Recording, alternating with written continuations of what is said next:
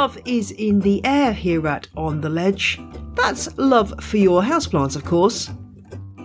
I'm Jane Perrone, the host of this here show, your houseplant guide and mentor, leading you gently by the ear through the jungle that is the world of houseplant care. And in this week's show, I'm heading to Wisley, the famous RHS garden in Surrey in the UK, to experience their houseplant takeover firsthand. I answer a question about whitefly on hibiscus, and we meet listener Amy. It's been busy on the Patreon scene. We've got Maria, or is it Mariah, a new patron at the legend level, and EJ and Ollie, who have joined as superfans. Welcome to the three of you, and thank you for supporting the show. And thank you to Caroline for writing a lovely review on Apple Podcasts, telling me that On The Ledge is her favourite horticultural podcast. Well, you have impeccable taste, Caroline. Thank you so much.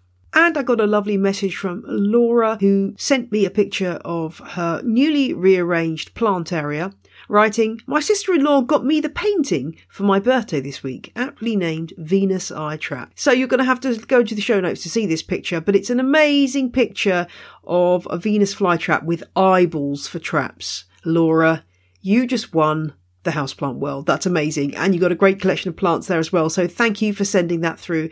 I now want a Venus eye trap. Laura, you have a great sister. She obviously knows you well. And thanks to Charlie, who wanted to respond to the Q&A from episode 123 about the Rhaphidophora tetrasperma. Charlie has been really helping me with this one. Been doing some experiments on plants at their work, which is way above and beyond. So thank you very much for that, Charlie.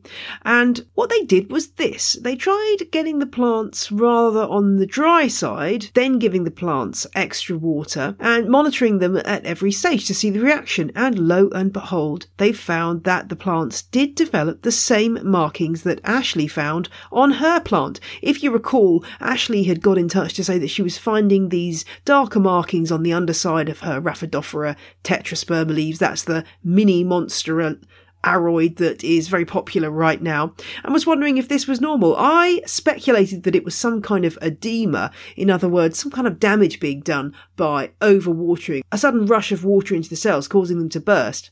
So Charlie writes, "I soaked the terracotta pot at 8, 10 and 12 and by 8 p.m. the leaf had the same markings." And I'll put a picture of the photos that Charlie sent in the show notes. And they've asked some co-workers if they've seen this in any other species, and no one had. So Charlie wants to hear from more of you if anyone else has had this issue with Rhaphidophora tetrasperma, because looking at the photos, they do look exactly the same as Ashley's. I'm going to experiment with my plant. So if you've got a Rhaphidophora and don't mind it being a bit of a guinea pig, then try this same experiment with yours. It doesn't seem to cause any lasting damage, and this may just be the plant's way of dealing with that burst of extra water. But do let me know if you've got any thoughts on this one. It's fascinating to see how different plants react. If you listen to episode 126, my joint podcast with the RHS Gardening Podcast, you'll have heard me talk about the houseplant takeover at RHS Garden Wisley. And I headed down there today to check it out in person, and boy was I impressed.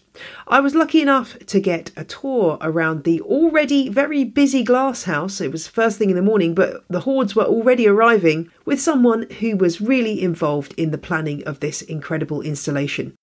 Picture, if you will, a lost and abandoned Victorian house that's been overrun by its dwellers, the houseplants. And this just happens to be situated within the wonderfully large glass house at Wisley. There are plants that we know and love as houseplants which are going nuts, that's all I can say. Smashing to pieces all the usual rules of plant display, and all the much better for it. So without any further ado, let's get inside that glass house. I'm Callum Munro-Faure, and I look after the tropical house at Wisley Garden. I look after the display house and also manage the nursery house as well. So you must be pretty excited right now because houseplants are taking over this amazing space. Yeah, we're really excited to introduce this space and really encourage people to grow houseplants in their own space, really. So this is our entire display, is to really emphasise that and to really encourage people to do that in their own space and play with not this traditional idea of having a pot and a plant, so just having plants interacting with their natural, the environment that they're around. And what I love about this already, having seen the photos and peering through the archway that we're near now, is that I think a lot of us fall into the trap of just having houseplants in pot with a cash pot, which is really quite boring. You're showing off here what you can do. Yeah, it's a bit more artistry there. There's a bit more creative finessing going on in the display, but we can. Yeah, well, let's go. I'm getting excited now. I'm getting excited. Let's start moving because I want to see these plants. Before we go in, I want to point out something which isn't really houseplant related, but it's a super interesting plant. Cool, always. Oh wow! Animal Palace Reverie. It smells of rotting meat. It's got a carrion fly, which is it's pollinator. It's got a few flies on there right now. I'm going to see if I can smell. I've got a terrible sense of smell, so I probably can't even smell it. It's best first thing in the morning. No, I can't get anything off that, but then I can't smell anything. As soon as the sun comes on it in the morning, that's when it's most pungent. It's a good 6 foot tall, maybe taller, and it's a very impressive plant. Those flies look like they're having a ball up there. So. sorry. No, that's fantastic. Like always, one is attracted to a plant, and then you've just got to go and check it out. Exactly. So, welcome to the Monstera mansion, as we've sort of colloquially known. What better? What better kind of mansion is there than that? Yeah. So this has been a really, really fun project here. We've got on the left hand side, we've got our study room where we've got cacti playing chess, and we've got Monstera sort of controlling the cacti pieces. And this cacti board you could quite easily replicate at home. It would be quite an easy one to copy or to get inspiration from. Since I put this on Instagram a few days ago, I've had so many people saying, I am so doing that, that's amazing. And you're right, you've got the little Euphorbia obesa as the pawns, and then you've got some sort of taller cacti for the king and the queen. It looks awesome, and as you say, you could do that at home without too much work. And then either side you've got the wonderful, I'm glad it's roped off, because I can imagine a few people leaning over and trying to get cuttings of these variegated Monsteras. They look like they've survived okay so far without too much. They're actually like disguised into the chair somewhat, so they've got a certain amount of rooting medium around them, so they've got quite a lot of and they haven't been denuded by people taking cuttings too much so far. Not that we could see as of yet. Yeah, because this is such a desirable plant, isn't it? It is. It's one of those which is becoming quite an iconic sort of, especially these variegated styles. No leaf's the exact same. They're all slightly different, and so they're becoming very sought after. They are indeed. The prices for these guys are ridiculous. Although I think it's starting to come down as nurseries start to produce them and have more propagations coming through. So hopefully I keep telling people, hang on, because the prices are coming down. I also want to talk about this wonderful cabinet of delights that we've got here.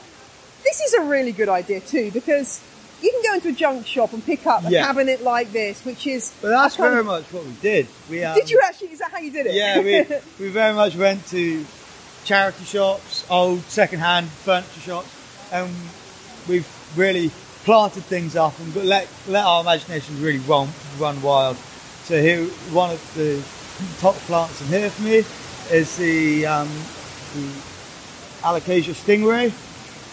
As you can see, well, you can't see, but the leaves look like little stingrays. It's a really nice little cultivar, and the leaves in optimum environment can get quite big, and so we quite like that one. I love the way it's coming out of the little pigeonholes in the desk. That is awesome. It's fun, isn't it? It's really fun. And I guess you could do something like this at home and have it planted up for a few months, and then ring the changes. Exactly. It's just bringing a bit of fun to houseplants, which I think is awesome. It's a creative way of displaying them, really. It really is. Really worked with quite a lot. And have you had a good reaction from people coming to visit? Have people been oohing and ahhing? Yeah, I think people are really, really enjoying it, and really, when I come out into the display area, I find people saying, "Oh, isn't that a good idea?" Looking at their shoes, or looking at the clock. It's like people coming around, talking to other people, and actually sharing the ideas, making sure that nobody misses anything. It's one of those displays where you really have to go around a couple of times and see it from loads of different angles to get the proper appreciation of the display.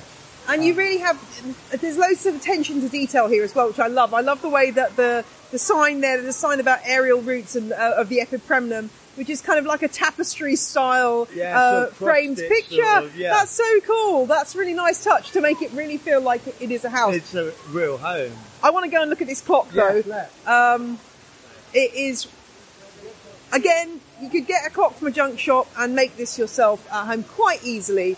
And we've got a couple of epipremnum, Scindapsus. And an epipremnum. Yeah. So we've got epipremnum aurea, I think Marble Queen is the cultivar, the variegated one. Can't quite remember what the Scindapsus cultivar is. Yeah, no, I don't recognise that one. It's not the usual one, is it? It's more of an unusual one. Yeah, I didn't bring my list with me. Don't worry, it's fine. Plant names come and go out of my brain too. And again, you've got a little side table here with the same effect, lots of plants pouring out of there. How long did this take to put together? Was this... So the whole display, we started building... So it took 2 weeks for us to build the entire display. So everything, including all of the features and all the background, that took 2 weeks to build and design and paint. And so it took... And then we moved in and with the plants and started really planting it up. And so the whole process was a 2.5 week process. Let's wander on and see what else we've got to see. I'll point out a couple of bits as we're walking through. So here we've got the epipremnums all climbing up the stairs as well. And the eschanthus clambering over and the begonias clambering over as well. That's nice, that begonia. I don't know which one that is, but that's a really nice, with the flower, classic white begonia flowers. That's rather lovely, actually. That's a species begonia called Begonia Celanthera. Okay. I've got lots of real serious begonia fans on my podcast who will be excited about that one. And this ball of air plants, that's awesome. What, is that what's the frame that's on?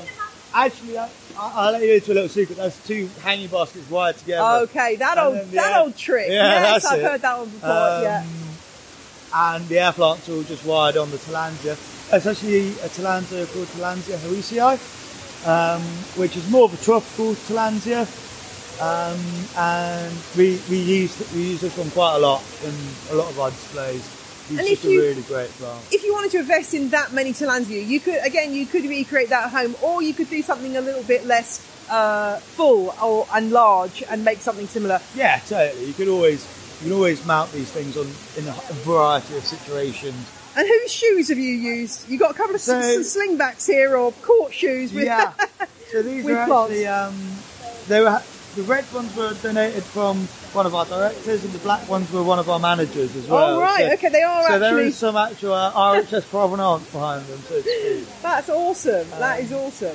One of my favourite little features is the staghorn above the fire, and it's a staghorn fern.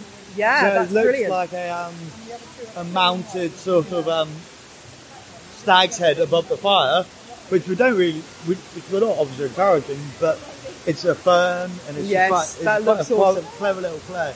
Yeah, that's really, really nice. And you've got the wonderful string of hearts coming down all around it, which is such a popular plant and so easy to grow. And that looks awesome too. And I'm glad to see you've got some... I never know whether to say clivias or clivias. I would say clivia, but... Well, so would I, and I keep getting corrected by Americans. But I've got a clivia specialist coming on the podcast soon to talk about those. So I'm getting quite into those, actually. Unexpectedly, finding them, getting back into these retro delights. So that's great to see. And I love this chair with, we've got a sort of a wooden chair with the classic diva plant, Allocation poly in there, I think that is. And some parlour palms as well. Again, you could do that at home. I presume that's just got some landscape fabric stapled in there. Yeah, it's got some it's got a membrane underneath, and then it's fundamentally just as you treat any other potted plant in a way. So that's just a fun little idea. And the whole idea behind the dining room was that it's generally quite a shady spot, or not dining room, the study area. It's quite shady. There's not a lot of natural light available, so we've got quite a lot of shade lovers in this area. Which is, so the whole plan of the house, we really designed it to have areas which had shade, sun, and we designed the plants to fit that sort of context as well. So for instance, in the bathroom, which is a humid environment, we've got more humid loving plants, for example. Which is really the key to success, isn't it? Just matching your environment to the right plants, because otherwise that's when plant death is imminent. When you fail to do that, as we all know, we've all experienced. Oh, it's getting busy in here now. It's obviously really, really popular. Coming up to half term, I guess next week you'll be dealing with lots of hordes of people coming around with kids. That's exciting. Great. Yeah, it's a different way for kids to interact with plants, because a lot of the time they'll see them just in, like we've been talking about, just in plots. It makes it more of an immersive experience, having it all around you, and you can almost touch some of the plants in some places, and you can really see colours, you can see textures and forms all together. So for us, it's a really good way of getting all sorts of people into plants, not necessarily just kids, but all sorts of people, sort of ranging from kids to young adults to people who might have grown plants in their entire lives. So. I hear from a lot of people who had plants in the past and then sort of gave them up in the 80s and 90s, and then rediscovering things that they used to love. And we're moving into the bedroom area now. I'm overawed by this awesome wall, which includes a massive area of spider plants. I know that's not the most sexy plant in here, but I just love that spider plant effect. It's great when it's just really let to do its own thing, and really let to sprawl over an area. Yeah, it's amazing. But the real star of the show here is this four-poster bed, covered in bronze, covered in bromeliads, with the lovely pineapples as finials, which is great, because actually, I guess it's a real pineapple as opposed to a wooden pineapple, which is, it's very clever. I don't know who came up with that, but I salute them. Me. Well done. Don't blow my own trumpet or anything. No, that is absolutely awesome, and it just looks so colourful and bright. And I mean, I don't want to go and lie on it because that would ruin the plants, but it does give that sense of reminds me of a really colourful quilt or something. Yeah, that was really the effect we were going for, and giving a really bright, vibrant tropical effect. Yeah. And I might also draw your eye to that little Varesia there. Oh, this splendid orchid bromeliad here. Yeah. Varesia glutinosa, originally from Trinidad. Absolutely awesome flower spike. It's about 1 metre high, bright red, and he's doing his hair in the mirror sort of thing. That's amazing. That is lovely. That's really nice. Okay, we're moving on. I guess we're coming to the kitchen now. So yeah, the kitchen, we've got all sorts of crazy things going on. We've filled it with carnivorous plants which are insect-eating plants. So we've got pinguiculas, we've got nepenthes, we've even got some sarracenias in there as well. And it's all mounted with a really fine layer of moss. So it's the kind of natural environment a lot of these plants would really like as well. Yeah, completely. And they're becoming so popular, the nepenthes now, so much more easy to get your hands on. And the kitchen really is the perfect place to put them, isn't it? Because you are in a high humidity environment, and they'd be very happy there.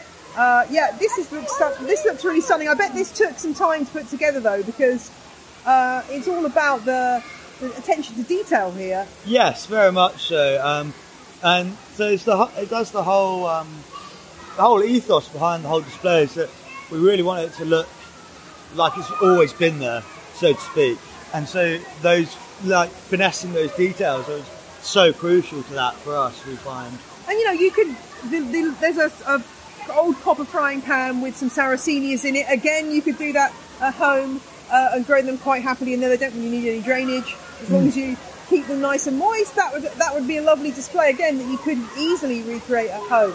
One of my favourite features on this area is these little aeonium saucers. Oh, they look like they're on the draining board, like plates, sort of thing. I know they're not carnivorous, but they look great. They are really cool plants. They are really, really cool. Okay, let's move on through the crowds. Oh, now this is the dining area. Now I love the fact that you've got the ZZ plant coming out of this dining chair, because this is kind of how I picture this plant, as a real bruiser. It is a hugely vigorous plant. Yeah. Having it bursting through that chair is It's really just like effective. warm. It's awesome. For me here, there's plants here. They're all sitting around the table. They're having a bit of a tea party. One of them might have had a glass too much wine and fallen off his chair, and there's a bottle of champagne exploding mid-flow. But what I love most about this area is our little baby cactus in the cactus chair. I was just going to say, that is so cool. I guess that's some kind of a puntia. Yeah, he's in the puntia, yeah. I just think that it looks so cool. And it's kind of like he's having a tantrum in his high chair. And yeah, he's being contained by the bars, which is brilliant. And the champagne bottle with the Curio Rollianus coming out of it. Again, that's amazing. That is, whoever came up, if that was you, salute you. That is really, really clever. That was actually one of my colleagues. Oh, it's very, very clever. And you've got, snake plants coming out of another chair, dracaenas. It's just very cleverly done. And I now want to rip open all my dining chairs and fill them with plants, which is great. I'm sure my family will be very keen on that idea. And wear a dust mask if you're going to do it at home. Oh gosh, right. Because some of these older chairs, they can have right. Full of all sorts of strange fibres in. So I'd wear a mask just in case. Yeah, no, that's very good advice. That's very good advice. That'll make me feel good. And again, you could just take one tiny element of this, like the Spanish moss coming down off the light fitting. That would be one small part of this that you could bring to your own home. Very much so. Is there anything else here that you wanted to point out that would be quite nicely transferable? For me, I quite like this little drinks cabinet here. Oh, yes. So we've got an exploding globe filled with old empty drink bottles. But you could quite easily replicate that in your home environment and just have the two working together quite nicely. Yeah, that is awesome. There are so many things here that I absolutely love. It's a real treat that what you've created here. How long is this in place for? How long? So we're actually. Sorry, yeah. That's all right. We had a locked over guide pole. We're actually. It's going to be open to the 1st of March. Okay. So plenty of time still to come and take a look. Yeah, plenty of time, and I'd really recommend coming. It's hard to describe without coming and seeing it. Yeah, there'll be lots of photos in my show notes on my website, so people can come and have a look at the pictures as they're listening to us talk. So hopefully that will give a really good sense. Yeah, and I think it's great to see a real iconic garden like Wisley really kind of pushing the boundaries of what you can do with houseplants and showing how you can just do something a bit different and not, lovely and wonderful though it is to see houseplants arranged impeccably on staging. It's really nice to have a totally different approach where you can see something really, really different. Yeah. Is there one plant in here that draws the most attention when you're seeing people look around? I'm wondering if it might be one of these really tall cacti or the it's string actually of pearls. euphorbia. Oh, euphorbia, of course. Yeah, of course. I should get that right. It's fine. It is. Let me just get the full name. Oh, it's Inganes. Okay, so euphorbia Inganes. That is a good sized plant. Again, that one's a really quick grower as well. Yeah, you can get those up to quite a big size in not that much time. So we've actually got another one which is permanently planted in our display beds. Right. And that one has grown from a cutting. Yeah. And it's now about 8 foot high, and that's after about 3 years. They're really fast growing. Really cool thing as well. And do you take your work home with you? Do you have plants at home, or is it enough here to have all the plants? Yeah, I did a head count of my collection at home, and I have 162 houseplants. Okay, great. Which is quite a significant number. So you come home from work and you basically start tending your own houseplants straight away. I do it on a room by room basis. I do a room a day. Oh, that's very, very wise. I forgot about the bathtub. I'd seen pictures of this. The platyserum in the bath, take your shower. Yeah, that is awesome. And again, people often don't put plants in their bathroom, but it's one of the best places really to... I totally agree. ...accommodate plants. platyceriums on the wall, absolutely loving the humidity. Would be great. Really draw your attention to the shower head. Oh, with yeah. The string of furs. Yes, that's a great effect. That plant is so handy for so many different effects. And it's also bomb-proof as well. Yeah, so. Really, really easy to accommodate in different ways. And you've got loads of, I guess is that kind of like your bath mat in the front with the exactly. baby, is it baby's tears? So most of them are pileas, we've got some ferns in there as well. So we've got a whole range of interesting ferns which really like that high humidity which is gained from the shower falling down and the waterfall. So they're getting constant moisture throughout the day. Yeah, that's awesome. Yeah, it's really, really great. I mean, I don't know how on earth you installed that 4-foot bath there, but I bet that was a fun day. It involved lots of agonising with bricks and getting it level. Oh, wow, okay. And a certain amount of swearing. Yeah, those things are really heavy. They're really, really heavy, those baths. But it looks amazing. How much day-to-day maintenance does this installation require? Every morning we come out, we'll check it, we'll check what plants need watering, what plants are getting tired, what plants need cleaning up. So we'll spend about an hour, at least 3-4 of us a day on it. Yeah. So it's quite an intensive display, but it's been great fun to do as well. Yeah, a really good challenge, and I'm sure it's been keeping you very, very busy. But it's fantastic. Well, I'm going to say once again, thank you very much, Callum. And if you want to get along to Wisley to see the amazing exhibition, it's on until the 1st of March. Just be warned, this weekend, the 15th to 16th of February 2020, is going to be a bit stormy here in the UK, and it's quite possible that Wisley will decide to shut its doors for safety reasons. So do check before travelling if you are planning to go in the next few days. All the details of the exhibition are on my website, show notes, janeperrone.com, along with lots of wonderful photos. And do check out Callum's own Instagram, which is Plants with Callum. And now it's time to meet the listener.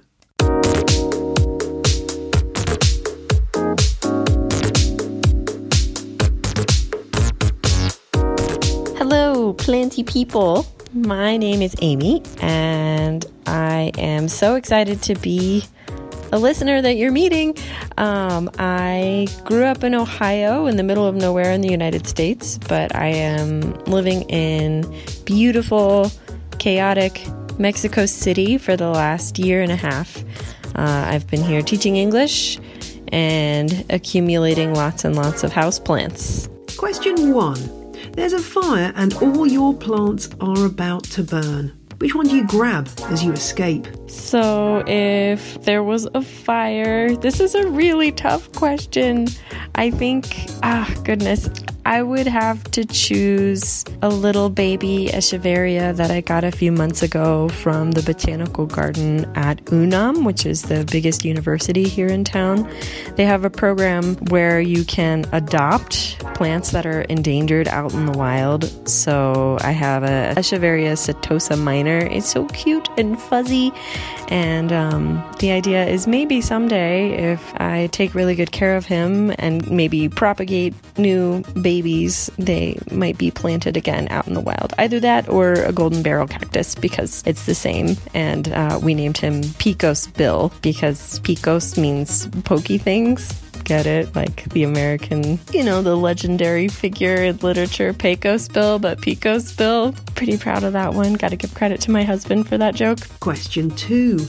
What is your favourite episode of On the Ledge? My favorite episode of the podcast, it's tough to choose, really. I was so excited when I found On the Ledge. I listened to most of the catalog in 3 days. But I really enjoyed number 103 about houseplants and sustainability. Specifically, it talked a lot about peat moss, which is something that I knew nothing about. I'm not brave enough to try my hand at raising carnivorous plants, but I just found it really fascinating and eye-opening. Yeah, so 103 is my top. Question 3. Which Latin name do you say to impress people? I actually took a few years of Latin in high school. I don't know why the adults in my life let me study Latin instead of something more useful, like, for example, Spanish. So I use a lot of Latin names when I'm describing my plants, but I think, unsurprisingly, I, like a lot of people, love to say Monstera deliciosa because it sounds like a spell from Harry Potter. Question 4. Crassulation, acid metabolism, or guttation? I would say, all of the metabolism processes of plants are just fascinating and magical to me, but guttation, I think, is the cooler of the two.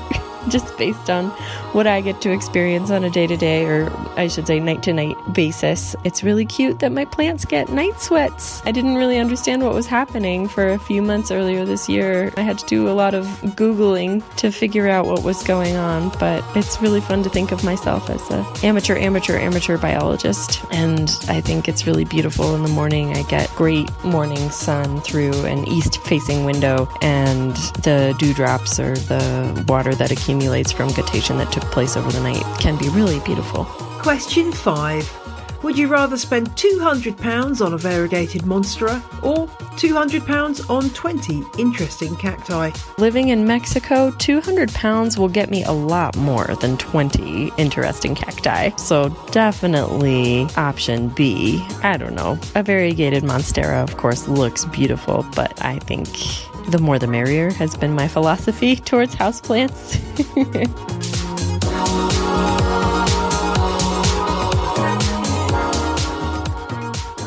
I love that philosophy. That is very nice to hear from you, Amy. And if you want to put yourself forward for Meet the Listener, drop a line to ontheledgepodcast@gmail.com.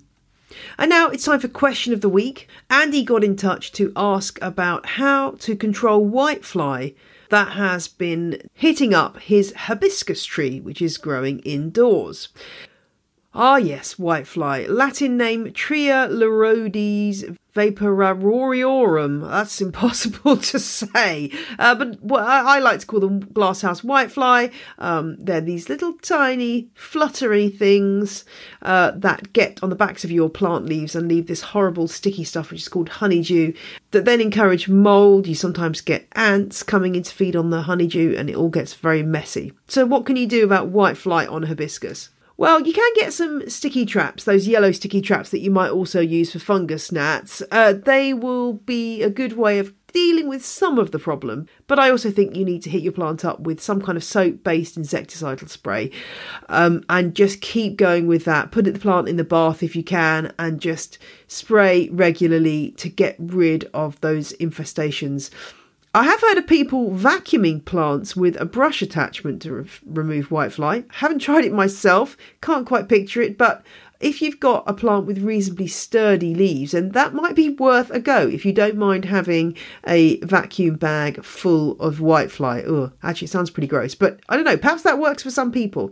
Make sure generally also that your plant is in good health, because whitefly, unlike any other pest, will target plants that are stressed. So perhaps your hibiscus needs a bit of extra love.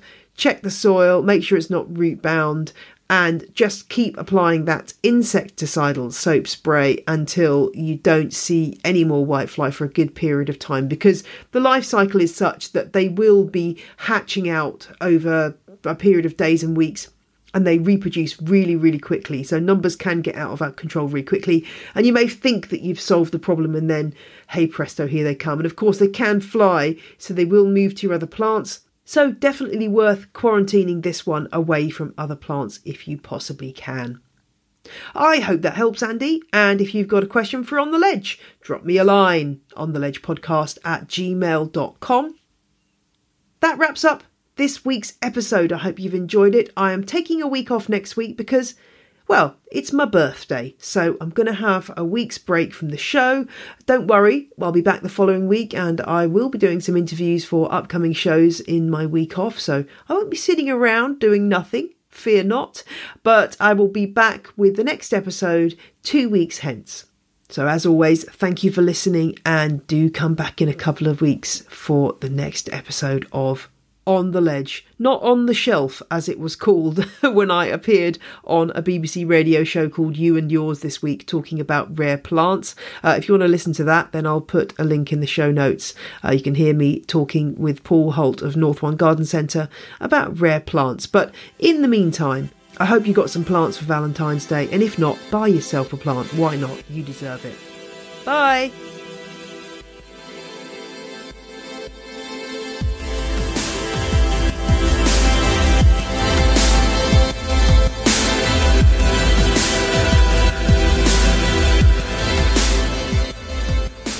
The music you heard in this episode was Roll Jordan Roll and Enthusiast by Tours, both licensed under Creative Commons. See the show notes at jenperrone.com for details.